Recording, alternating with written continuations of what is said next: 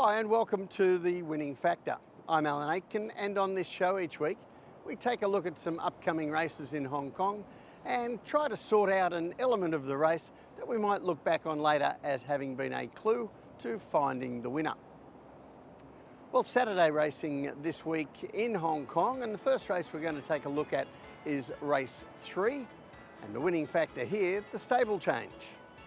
Now, this is not the easiest class 4 to sort out. We'll get to the pace of the race later on, but even before we look at that, there are quite a few horses with claims on the race, including Rhapsody, a nice winner last start. Vector, a newcomer from the Tony Cruz yard, has some ability. Super Red Dragon, another last start winner. Inno Legend, he's been knocking on the door. And Cheap Our Boss from the David Hall yard was good when he returned over 1,000 metres, and he has a great chance too. And then there's the horse I want to talk about most, and that's Breeze of Spring, now with the Jimmy Ting operation. Well, regulars watching this show will know that the stable change angle is one of my favourite angles in Hong Kong racing, a very profitable edge to follow. And Jimmy Ting hasn't been training very long, but he's certainly shown himself to be one of the best so far at getting horses to perform at their first run for the yard. Now we're going to take a look at a graphic here, and this is showing you the top trainers with the stable change horses. 25%, as you see there, Jimmy Ting is his strike rate. He leads the way on strike rate, but he also leads the way on his ability to exceed the market expectations. And for punters having a bet, that figure can also be regarded as a profitability rating. So Breeze of Spring goes to the Jimmy Ting yard as, well, let's face it, nothing special. One win from 19 starts so far, but he does go in pretty good form already. He's had 2 runs this season with his previous trainer, first up, second, and then we're going to take a look at his most recent effort when he was a close-up third. Now this is race 59. He's in the pink colours with white sleeves. The pace wasn't overly quick here, so the leaders gave a good kick in the run home, and he gets back here on the inside. Breeze of Spring threading his way through the field, rounding the home turn for Derek Lung. Really excellent ride from Derek, and he finds the line strongly with Super Dragon, another rival on Saturday, and they both just fail to get to Galactic, who holds on in a 3-way finish. But both of these horses, terrific runs. And Super Red Dragon was able to confirm that form, going out to win at his next start.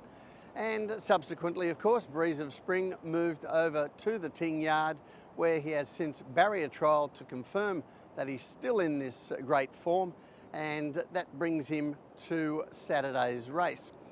Now we're going to take a look at the map first of all here, because the trouble for a number of runners here, including Breeze of Spring, is the map. There looks a soft tempo, it's unsure who will actually lead the race, and if he gets back again like he did there, perhaps he'll be arriving again a bit too late. Now that's a problem. But there is another reference for Breeze of Spring, and that is going back to March during last season, and this is the only race he has won so far. And you'll see him here in those colours once again, pink with the white sleeves, but this time we see him much more prominent in a slowly run race. He's up outside the leader, and this time he's right where he needs to be according to the tempo, out-toughs his rivals in the run down the stretch and gets up in the last stride. So the tip in race 3, Breeze of Spring, his winning factor, the stable change. We've seen just how good Jimmy Ting is at producing these horses first time out to produce their best. And in contrast to his recent racing pattern, we've also seen that Breeze of Spring might be adaptable here to a map that at first looks unfriendly. The other race I want to take a look at on Saturday is race 8, and our winning factor here, the Future Star.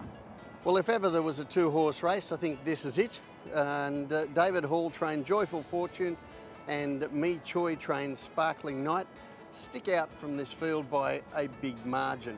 So let's take a look at them at their best, and in both cases it's a Class 4 win down the straight course during the latter part of last season. And first of all, Sparkling Night. Now this is race 740, and you'll see him here in the purplish colours, and the further they go the easier he wins. He's up on the lead throughout, spread eagles this field, and runs very, very fast times overall and sectionally. Now that was in June, and then in July, race 792, we saw Joyful Fortune make his only appearance at the races, also down the straight, and likewise in the pink and green colours here you see him leading the race, and when Blake Shin asks him for more, he just picks up, runs away, and could not have been more impressive winning. Just not impressive to the eye, but like Sparkling Night, very impressive on the clock as well. In fact, I'd rate that winning debut there by Joyful Fortune right up there with the best debuts we've seen in Hong Kong over recent years. Horses like Mr. Stunning, Pakistan Star, and the current group class sprinter Voyage Warrior. All very impressive, but none better really than Joyful Fortune. So he looks a horse headed for the top. He ticks a lot of our regular boxes on the winning factor. He's a last start winner up in grade. He's an unbeaten horse, and just to put the icing on the cake, David Hall is one of our best trainers with last start winners. So is there an issue?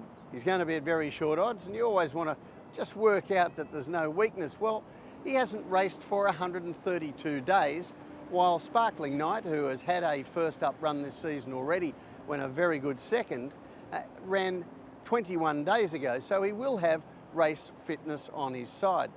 So I thought we'd take a look at time between runs for different trainers. And one of the things we often talk about is the quick backup, but we can spread that out and go to longer breaks. And this is over the last 5 years, the top 10 trainers at various different kinds of breaks. First of all, horses racing less than 30 days after their previous run, then 31 to 60 days, then over 61 days, and finally more than 100 days since their last start.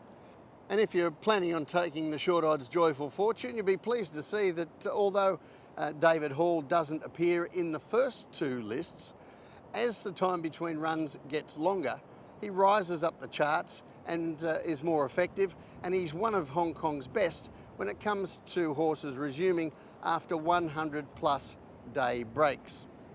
Even on the map, this looks a race in two.